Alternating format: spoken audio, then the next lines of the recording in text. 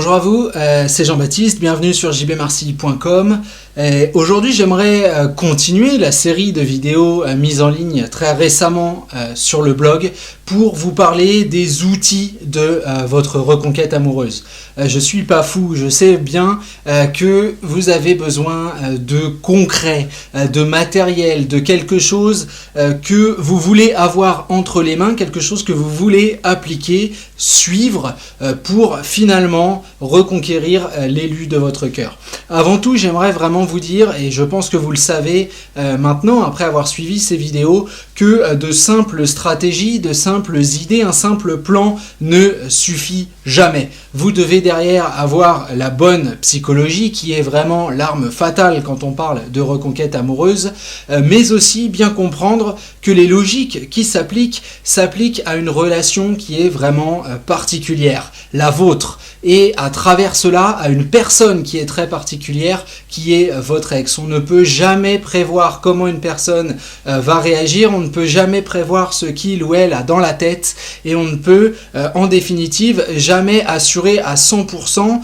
que l'application de ce matériel que je vais vous donner aujourd'hui fonctionnera. C'est pourquoi je vous propose, pour les gens qui seraient en difficulté, eh bien d'imaginer, outre ces vidéos, de passer à la vitesse supérieure et pourquoi pas de me rejoindre en coaching, comme le font déjà énormément de gens qui justement ne veulent pas s'arrêter à un matériel qui reste utilisable par une grande majorité, mais pas forcément totalement personnalisé. On comprend bien la logique qui existe dans l'implication personnelle, la logique qui veut que pour avoir des résultats concrets, on ait vraiment besoin d'appliquer cela à son cas personnel et de faire une étude appropriée, détaillée de sa propre situation.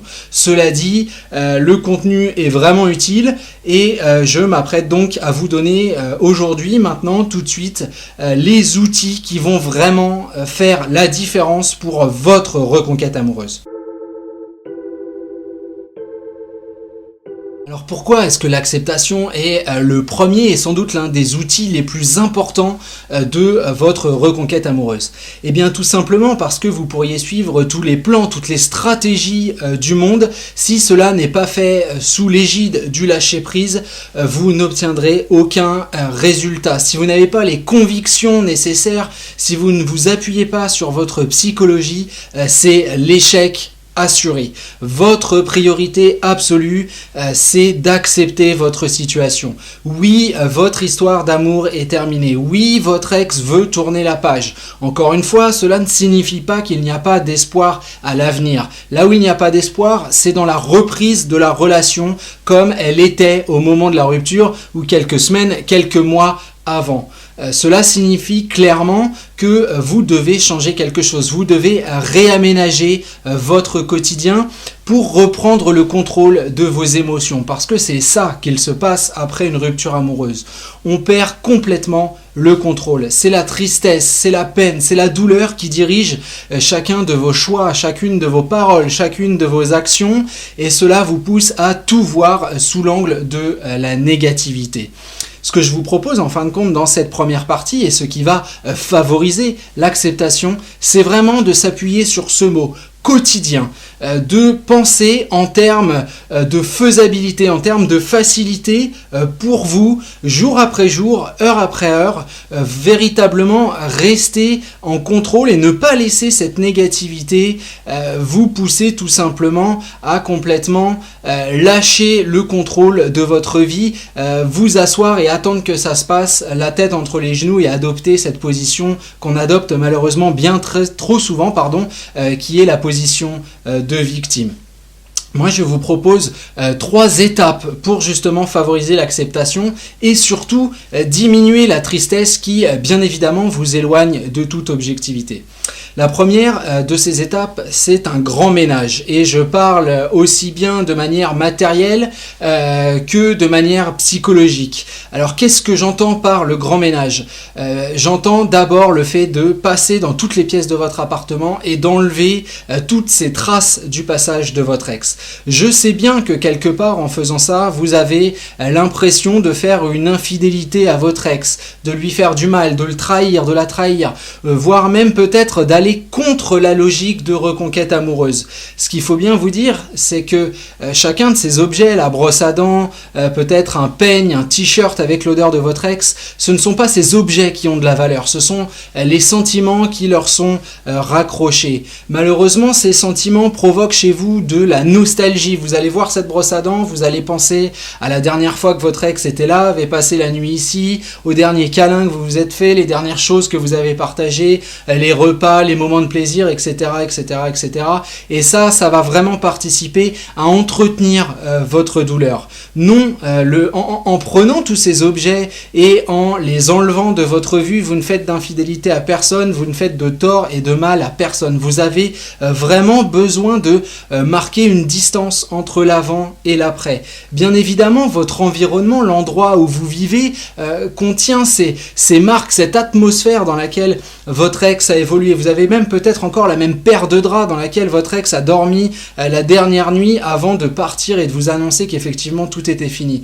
Cette espèce de nostalgie, de volonté de vivre dans le passé, vous devez absolument vous en passer. Alors tout commence avec ce ménage, avec le fait de prendre toutes ces affaires, de les mettre quelque part dans un endroit où vous n'avez pas accès. Vous n'avez pas besoin de jeter. Vous pouvez mettre dans un cagibi, vous pouvez mettre dans un placard, dans un endroit fermé dans lequel vous n'irez pas fouiller parce que vous ne voulez pas vous faire de mal.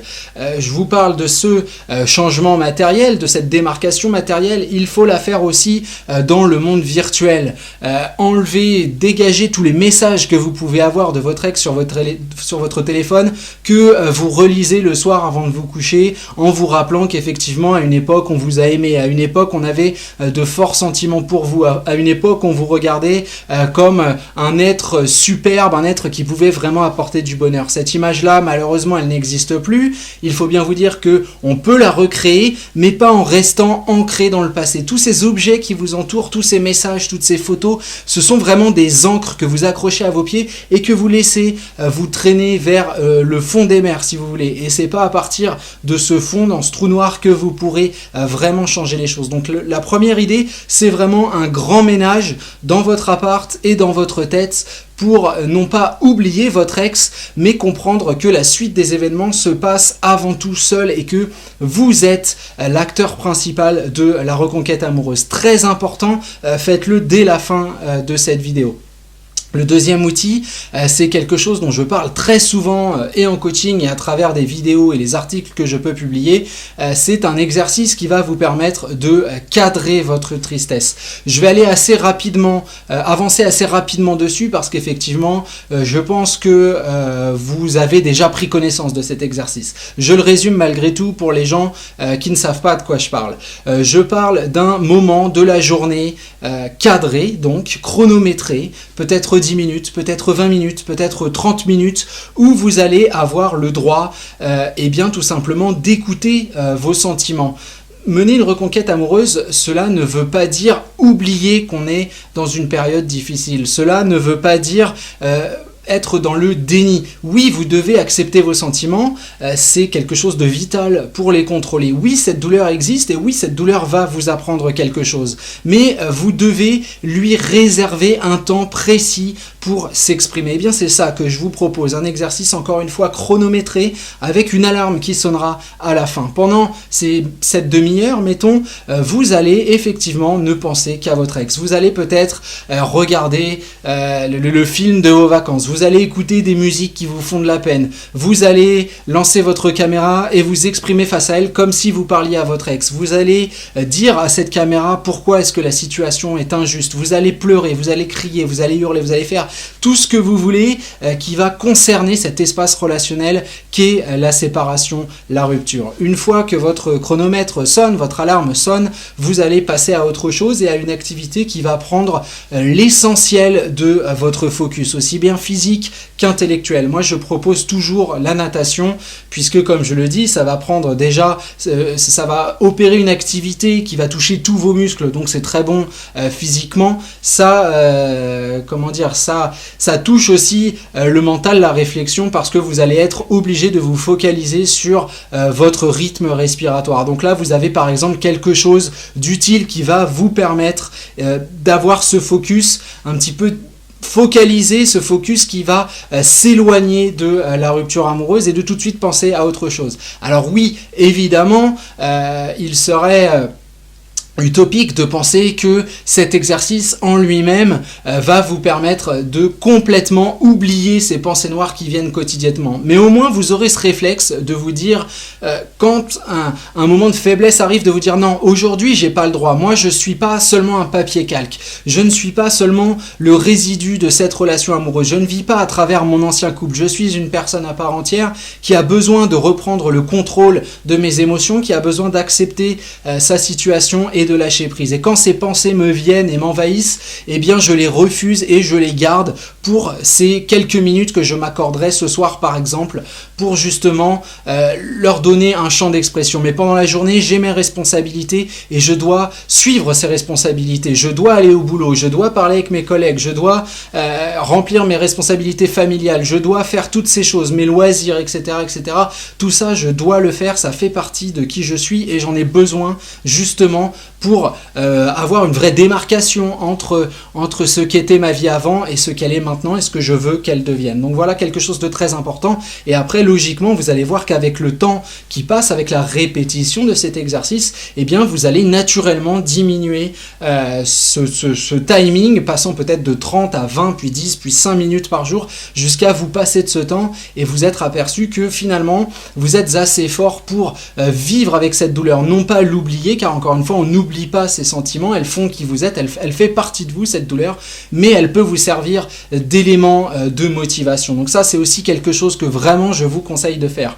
La troisième partie de ce mini-plan de votre acceptation, c'est l'entretien d'un journal émotionnel. Non pas pour simplement parler des sentiments négatifs qui sont liés à la rupture amoureuse, mais bien au contraire dans une logique véritable de développement personnel. Vous allez écrire le soir en rentrant chez vous, faites-le de manière quotidienne au mieux, faites-le une fois par semaine au pire si vous voulez, mais essayez vraiment de le faire. Écrire ce qui vous arrive dans la journée, ce qu'il y a de négatif certes, mais aussi ce qu'il y a de positif, et pas uniquement vos sentiments d'ailleurs. Je vous invite à lister les faits, ce qui s'est passé, ce que vous avez réussi à faire, ce que vous avez échoué, etc., etc. Le but, d'abord, évidemment, une extériorisation de vos sentiments, mais aussi derrière, vous rendre compte lors d'une lecture un peu plus tard, eh bien que tout n'est pas noir, tout n'est pas blanc. Même si vous traversez une période qui est difficile, vous avez malgré tout des choses positives qui vous arrivent et ça doit vous aider aussi à rester focalisé sur cet objectif qui est votre amélioration personnelle et sur cette idée que non, vous n'êtes pas une victime et non, vous n'êtes pas la personne à qui il arrive les pires choses du monde.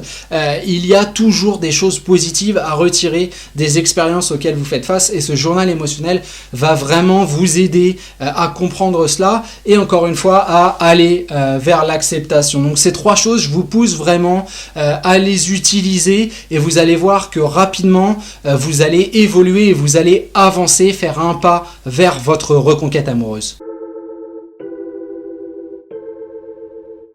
Alors oui, évidemment, la notion de distance va nous amener à parler du silence radio, mais pas que. Il y a beaucoup de choses à comprendre. Notamment d'abord que l'idée de la proximité est une idée dangereuse. Oui, vous avez envie de dire des choses à votre ex. Oui, vous avez envie d'avoir des explications. Oui, vous avez envie de lui démontrer qu'il ou elle a tort et de lui prouver que vous valez mieux que l'image qu'il ou elle a de vous. Le problème, c'est que quand vous contactez votre ex, eh bien tout de suite, il y a une idée négative qui se profile à l'horizon. Quand on voit votre nom apparaître sur un téléphone, on va étudier votre contact, quel qu'il soit, quelque part, sous l'angle de la manipulation. Qu'êtes-vous en train de faire? Pourquoi contactez-vous? Quel est votre but?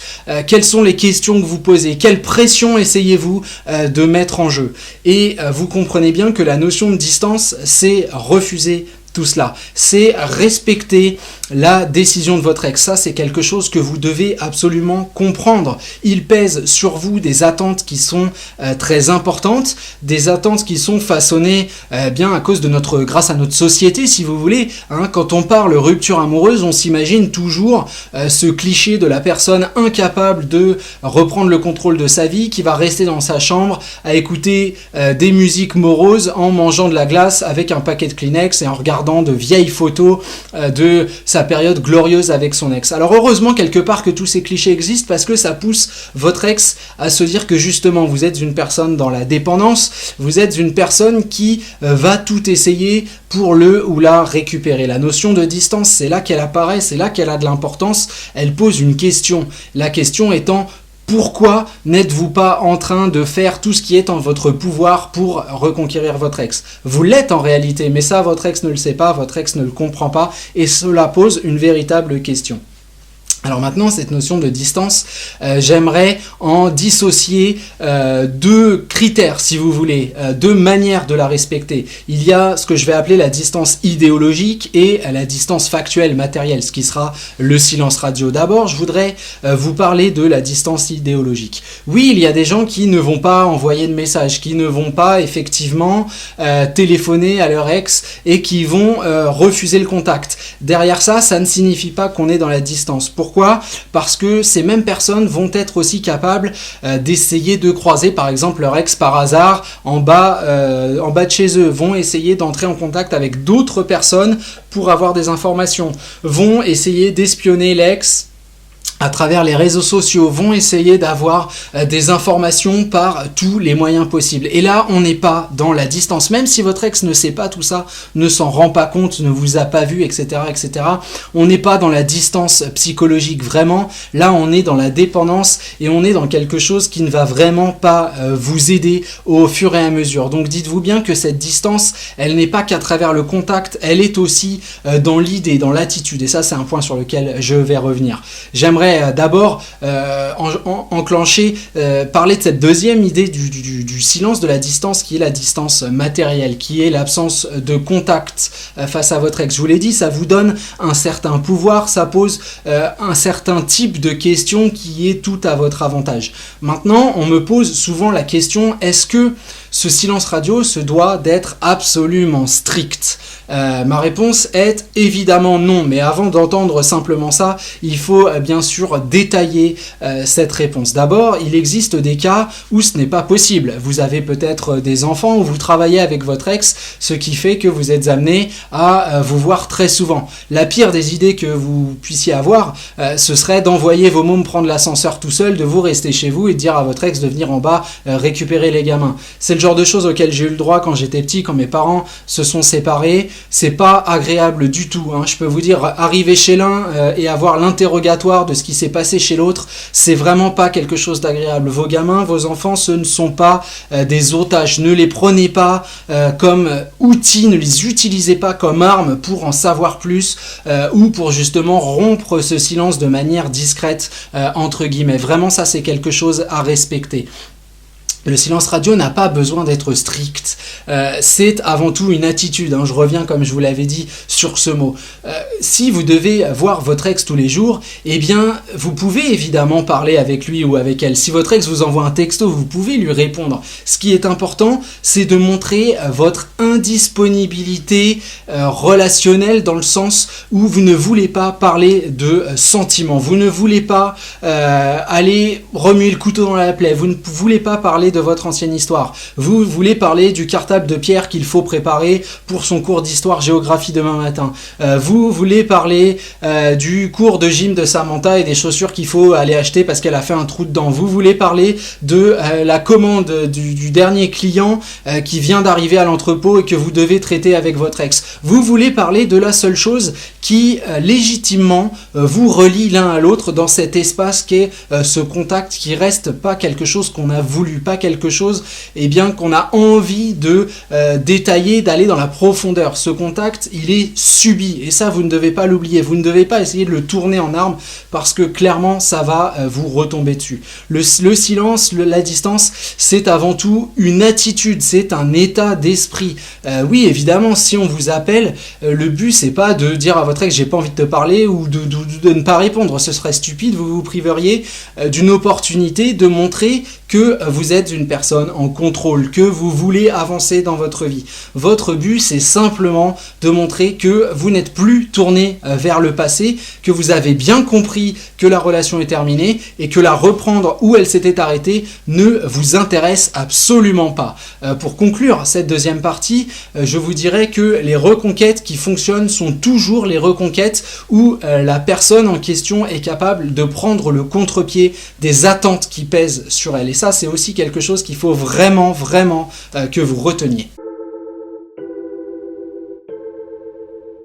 S'il y a bien une arme, une chose à faire pour effectivement espérer reconquérir l'élu de votre cœur, c'est vraiment le changement personnel. D'abord parce que votre situation part d'un constat qui est effroyable, qui fait mal, mais qui est aussi indiscutable.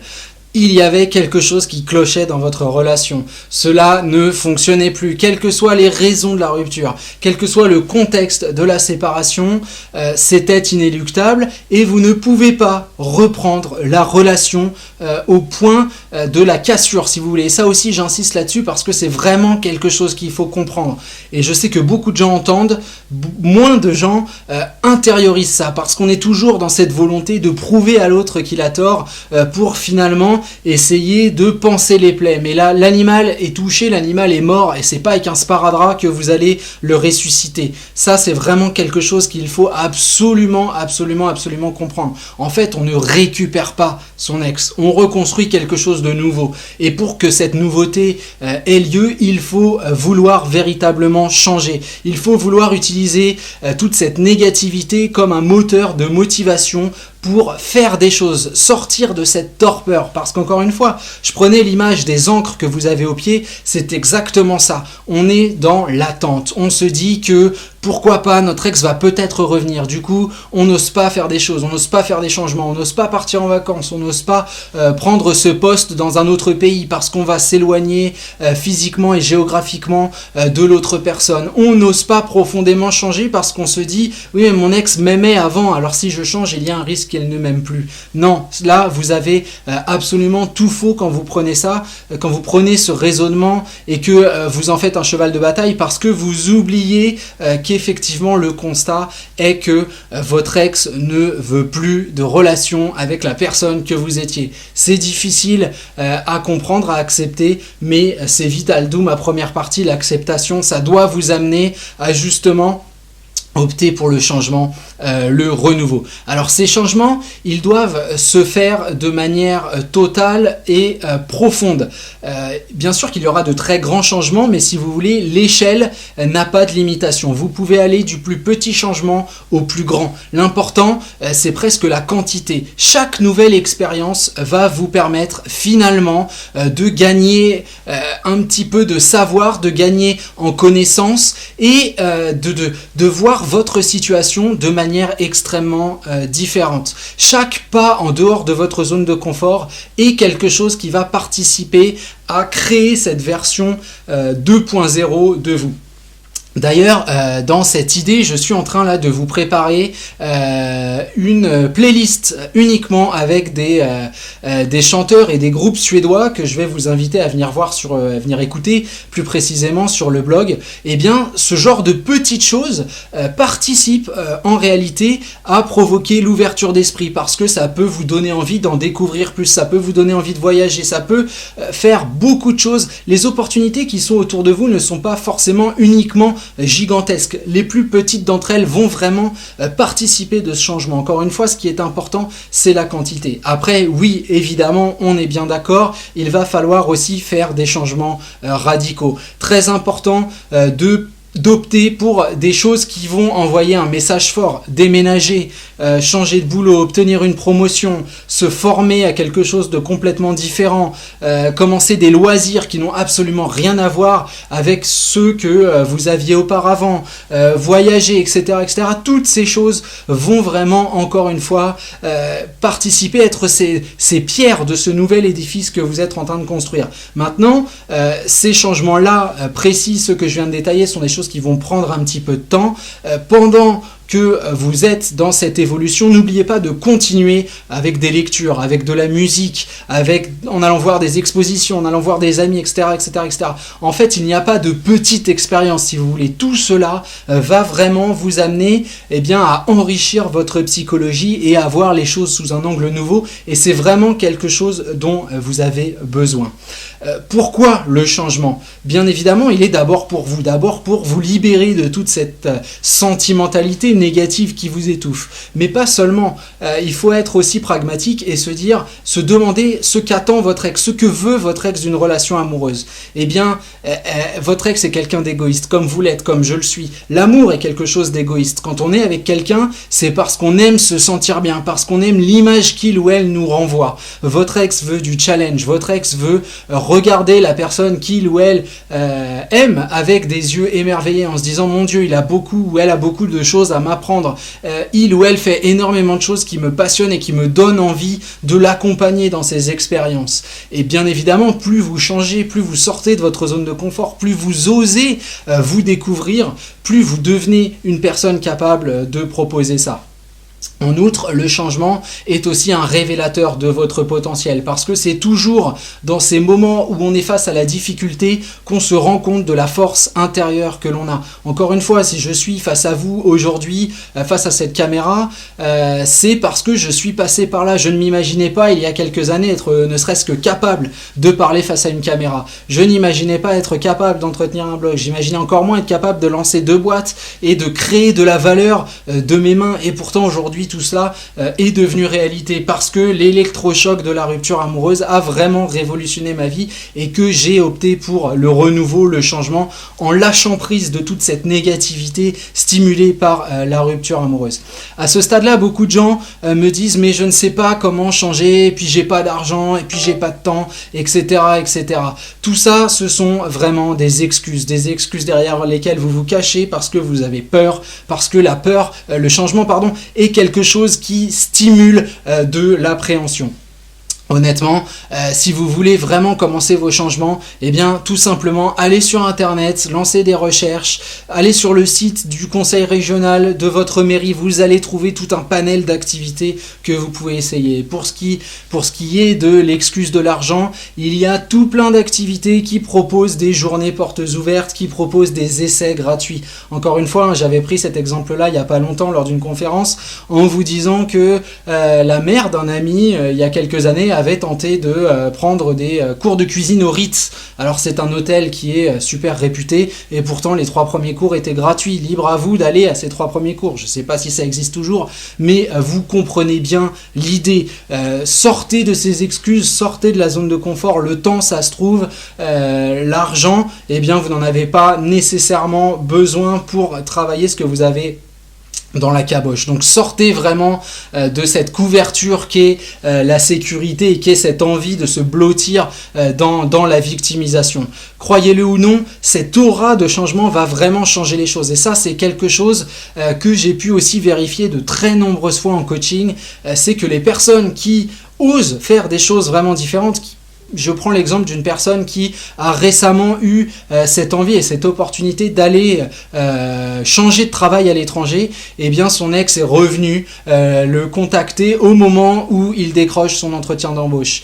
Est-ce que c'est une coïncidence? Non, ça c'est une question d'aura. Vos changements, ils se sentent, ils se perçoivent, même si le contact est inexistant. C'est quelque chose qui va se passer, qui va avoir un impact. Vous n'y croyez peut-être pas? Changez et vous verrez que vous attirerez des choses extrêmement différentes. Maintenant, encore une fois, pour ceux qui ne savent pas par où commencer pour changer, vous pouvez vous rendre directement sur le blog. Dans l'encart formation, vous avez une de mes formations qui cartonne, qui est changer de vie en 7 jours. Elle est super efficace, je vous conseille vraiment d'aller la regarder. Vous pouvez aussi tout simplement me contacter pour passer à travers le coaching ensemble. Nous trouverons un plan, nous trouverons les idées qui vont vraiment vous permettre d'adapter ce changement à votre vie et de devenir cette personne qui va vraiment enfin voler de ses propres ailes, reprendre le contrôle sur son quotidien et vraiment mettre toutes les chances de son côté pour reconquérir son ex. Alors comment et quand recontacter son ex? J'imagine très bien que c'est la partie qui vous intéresse, c'est ça que vous voulez. Si vous lisez des articles, vous regardez des vidéos, vous achetez des formations, au final c'est pour ça, c'est pour savoir comment contacter votre ex et que ce contact soit payant. Bien évidemment, je ne suis pas dupe, nous sommes au courant de vos intentions. Maintenant, encore une fois, alerte rouge, il faut savoir que votre contact, sa nature et surtout son efficacité va vraiment dépendre de votre psychologie, de ce que vous avez à l'intérieur de vous et de ce que vous êtes prêt à faire pour justement qu'il soit payant. La première question qu'on me pose toujours, c'est quand recontacter mon ex?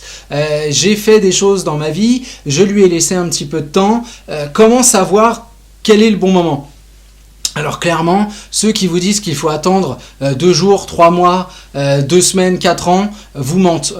En tout cas, c'est mon point de vue et je reste ferme sur mes pieds. Il n'y a pas de délai idéal. Il n'y a pas un nombre de jours à respecter avant de recontacter son ex. Pourquoi? Parce que chaque personne est différente, chaque histoire est différente et clairement, ce qui compte, c'est pas le nombre de jours qui passent, c'est ce que vous en faites. En termes de timing réel, si vous voulez, je préfère prendre des faits. Vous pourrez contacter votre ex quand vous serez prêt, quand vous sentirez que oui, vous êtes prêt à assumer un contact, que oui, vous êtes prêt à vous passer de votre ex, que oui, vous êtes prêt à prendre un non, un échec dans la figure et à complètement passer outre, continuer votre chemin et pourquoi pas retenter votre chance plus tard. Mais ce n'est pas quelque chose qui va complètement vous couper l'herbe sous le pied et vous retirer toute volonté d'avancer. Et ça, pour le savoir, vous avez vraiment besoin d'être honnête envers vous-même. Maintenant, si vous voulez des repères concrets, eh bien, je vous dirais que pour recontacter votre ex, il faut peut-être attendre d'avoir de véritables changements à proposer. Je vous parlais dans la partie précédente de l'égoïsme relationnel, sentimental qui existe dans une relation amoureuse. Bien évidemment, si vous n'avez pas de changement concret, si de prime abord, vous proposez exactement la même chose qu'auparavant, votre discours va très vite s'apparenter à quelque chose qui n'a rien de plaisant et à quelque chose qui relève de la manipulation. Ceci étant dit, rangé dans le tiroir, je vais malgré tout vous donner 4 méthodes qui vont vous permettre de contacter votre ex tout en limitant les risques. Parce que ça aussi, c'est quelque chose que vous voulez absolument faire. Vous ne voulez pas contacter votre ex et puis vous apercevoir que sa réaction est violente, qu'il vous envoie bouler et qu'il ou elle vous dise que c'est terminé, tu ne dois absolument plus me contacter, jamais, ce serait la pire erreur, la prochaine fois je t'envoie les flics. Vraiment, c'est pas ça que vous voulez et c'est ce que nous allons voir tout de suite, comment justement stimuler un contact en s'écartant de toute notion de risque.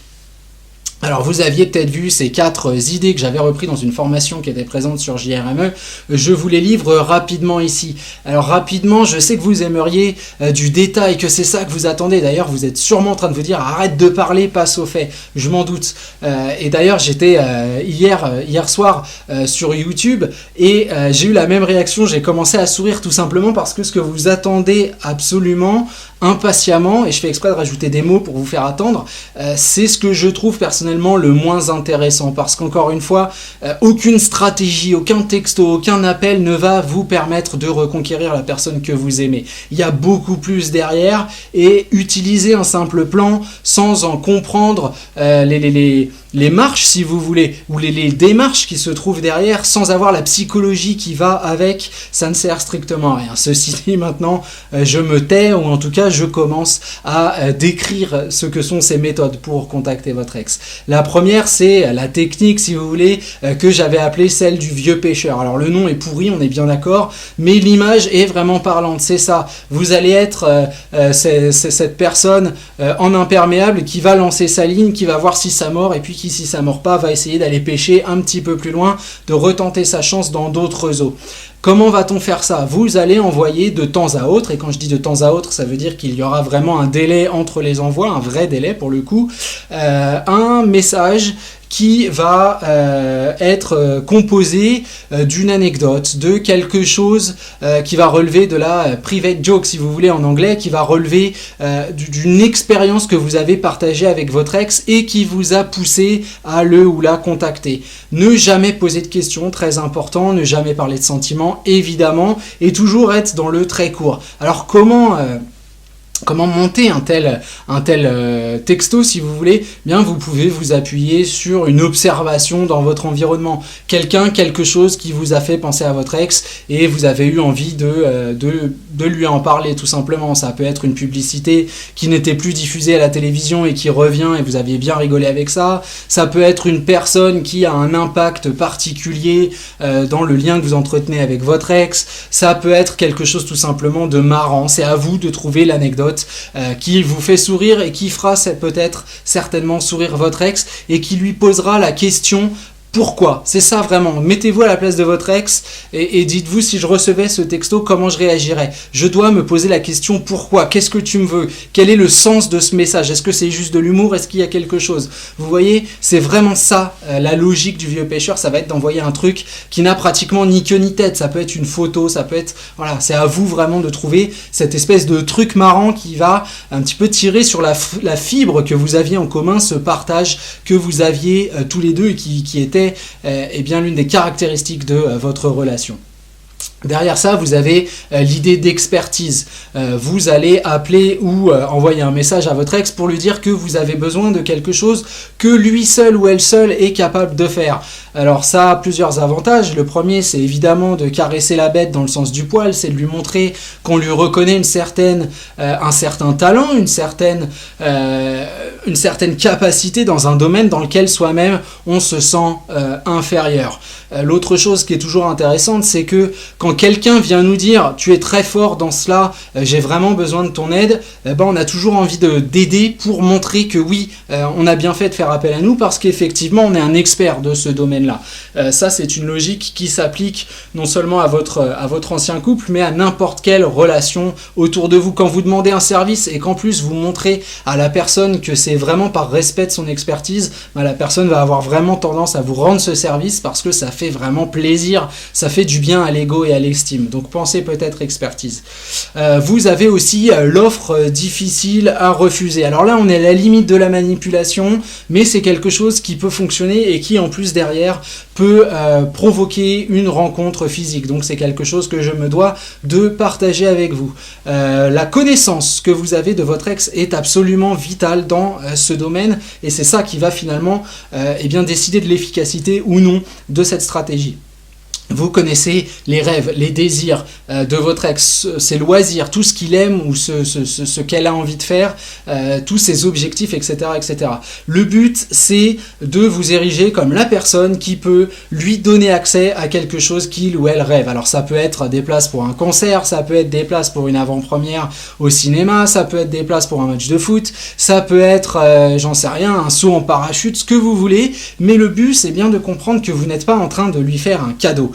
Vous avez eu par chance, grâce à votre CE, mettons, ou grâce, j'en sais rien, mais encore une fois, on n'est pas dans la logique du cadeau, vous avez eu l'opportunité d'avoir des places pour cet événement, cette chose qui va se dérouler et que votre ex adore. Le souci, c'est que vous aviez prévu d'y aller avec quelqu'un et que cette personne est indisponible et que l'événement se préparant très bientôt, vous n'avez plus d'autre recours que ce choix cornélien qui est de jeter tout ça, d'y aller tout seul ou de profiter de votre ex et vous savez en plus que ça lui faisait plaisir, donc en tout bien tout honneur vous avez pensé à lui ou à elle. Ça c'est quelque chose qui peut fonctionner et encore une fois ça dépend vraiment de votre connaissance de ce qu'aime vraiment votre ex, mais clairement c'est quelque chose qui peut le faire ou la faire se déplacer, donc c'est une stratégie qui peut fonctionner.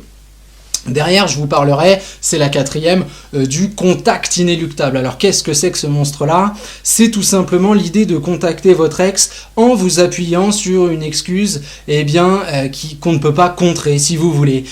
En l'appelant, en lui disant, écoute, j'ai vraiment besoin de récupérer ce livre que j'ai laissé chez toi, parce qu'en ce moment, je suis en train de faire des recherches sur tel truc, je prépare ma thèse, j'ai vraiment besoin de ce bouquin, il faudrait qu'on se revoie, il faudrait que je reprenne ce bouquin. J'ai aussi besoin de mes fringues, je suis en train train de préparer une quête pour notre ami Serge que nous avons en commun puisque nous avons les mêmes cercles d'amis, c'est moi qui suis chargé de la quête, on va lui payer un voyage aux Maldives, je suis obligé de t'appeler, donc voilà, ce serait cool qu'on se voit pour que tu me files ton chèque, etc. etc. C'est vraiment ce genre de choses, cette idée qui va être le contact inéluctable. Donc vous le voyez, il y a pas mal d'idées qui vont vous permettre de contacter quelqu'un sans prendre de grands risques.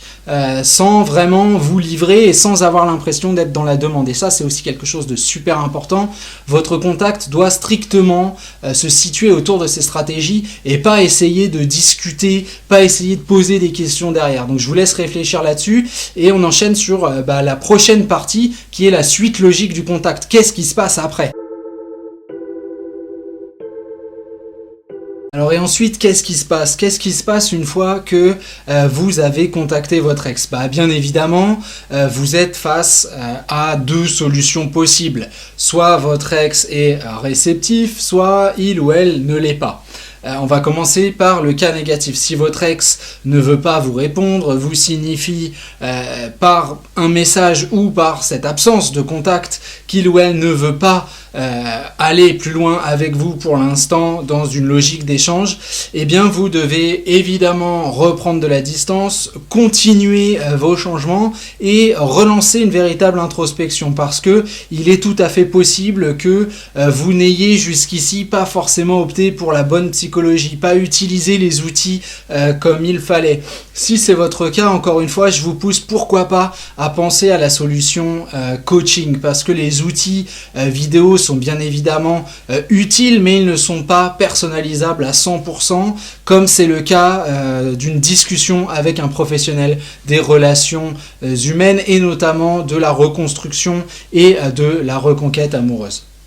En revanche, si votre ex est joyeux, heureux de ce contact que vous lui opposez, eh bien il va falloir que cette fois ce soit chez vous que le drapeau rouge s'agite et que le bouton danger apparaisse. Pourquoi ? On l'a dit, la proximité peut avoir un certain danger, des points négatifs. Vous ne devez pas tomber dans cette envie de montrer tout de suite à votre ex qui vous êtes, ce que vous avez fait pendant cette séparation. Vous ne devez pas vous enflammer tout simplement. Donc la première chose à éviter, surtout, c'est d'échanger avec lui ou avec elle pendant des heures en vous appelant, en envoyant des messages longs comme mon bras, en vous racontant chacun respectivement votre vie. Ça peut être très alléchant, mais vous vous priveriez de moments beaucoup plus intéressants en face à face et vous seriez certainement aussi dans cette logique finalement de convaincre l'autre, de lui montrer dans une stratégie qui vous éloigne complètement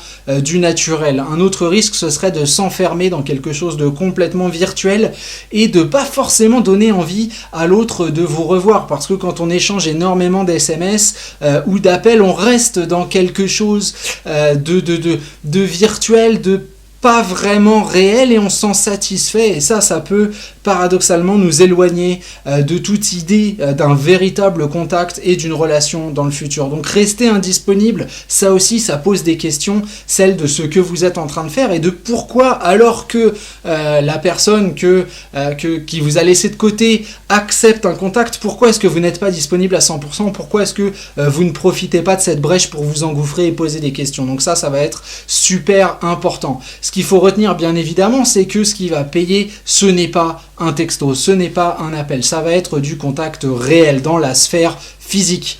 Votre but, c'est d'obtenir un rendez-vous. Alors attention, encore une fois, le premier rendez-vous ne va pas déterminer de votre reconquête. À vrai dire, on en est même très très loin. Vous allez évidemment vous rendre à ce rendez-vous avec un objectif qui est complètement éloigné de la reconquête amoureuse. Votre objectif, c'est de passer du bon temps. C'est de montrer à l'autre que vous n'êtes pas là pour lui mettre la pression sur les épaules. Vous n'êtes pas là pour tenter quoi que ce soit. Vous êtes là pour être vous-même et pour passer du bon temps avec cette personne. Et ça, c'est vraiment vital de s'en convaincre et d'avoir cette envie, parce qu'encore une fois, il y a toute cette question d'aura qui va être au centre de votre échange et qui va vraiment impacter. Lors de cet échange, vous serez évidemment ouvert d'esprit, souriant, tourné vers l'avenir et non le passé. Il est strictement inutile de revenir sur la décision de votre ex, de parler de la séparation, de la rupture. Il est inutile de vous-même insister sur le fait que vous avez évolué, que vous avez fait beaucoup de changements. Ce sont vos changements qui doivent parler pour vous. Ce n'est pas vous qui devez faire un listing de vos changements. Tant et si bien que ce que vous ferez, c'est vous intéresser à votre ex, lui poser des questions sur son avenir, sur sa planification, sur ce qu'il ou elle veut faire dans les temps qui suivent. La logique interactionnelle est faite de telle sorte qu'en posant ce genre de questions, déjà vous créez un rapprochement puisque les valeurs humaines sont ainsi faites. On apprécie que les gens s'intéressent à nous et ça nous donne l'envie de leur poser nous-mêmes des questions. Et là, oui, là vous pourrez être honnête et parler de vos changements. Encore une fois, il n'est pas question de répondre à l'effet confiture et d'essayer d'étaler ça sur ses yeux pour lui montrer qu'effectivement vous avez fait plein de choses. Non, vous allez répondre avec précision à des questions précises. Si on vous demande ce que vous faites dimanche prochain, vous avez votre compétition de poney subaquatique, de lancer de chameau, vous avez escalade, vous avez il y a ces nouvelles activités. Et puis jeudi, vous pouvez pas vous voir parce que vous êtes en déplacement professionnel en Autriche, etc., etc. Sur des questions bien précises, vous allez donner des informations précises. Mais le but, c'est pas de montrer que vous avez fait plein de trucs et que waouh, c'est génial, il faut absolument revenir avec vous. Humilité, honnêteté et patience. À partir de là, il va falloir jouer au final au jeu du chat et de la souris et montrer qu'on n'est pas contre cette espèce de logique amicale. Parce que oui, évidemment, si l'amitié entre ex est toujours discutable, il va y avoir ce climat pendant quelques jours, quelques semaines, où on va faussement donner l'impression qu'on peut être amis, qu'on peut discuter, etc., etc. Et pendant ce temps-là, il faudra prendre son mal en patience et montrer qu'on n'est pas dans la disponibilité et tout simplement laisser les choses se faire naturellement. Et ça, c'est aussi très très très important. Ne rien forcer. Donc cette vidéo s'approche de son terme. Je vous remercie beaucoup, comme d'habitude, pour votre confiance, pour votre écoute. Si vous aimez le travail que je vous propose de manière régulière, n'hésitez pas à aller sur Facebook, à marquer votre reconnaissance avec un petit pouce. N'hésitez pas à vous abonner à la chaîne YouTube. Si vous êtes là, j'imagine que vous êtes déjà abonné à la newsletter du site. N'hésitez pas à ouvrir les courriers que je vous envoie. C'est toujours super intéressant. Je travaille toujours dans ce sens pour votre amélioration, pour votre changement de vie. Et ensemble, je suis certain que nous irons très loin. Voilà, je vous dis à bientôt pour du nouveau contenu.